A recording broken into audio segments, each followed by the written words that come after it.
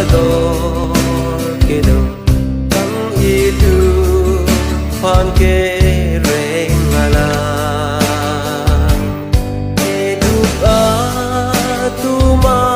pan ke plangi ya kong ka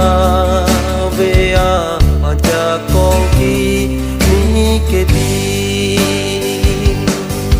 ai ke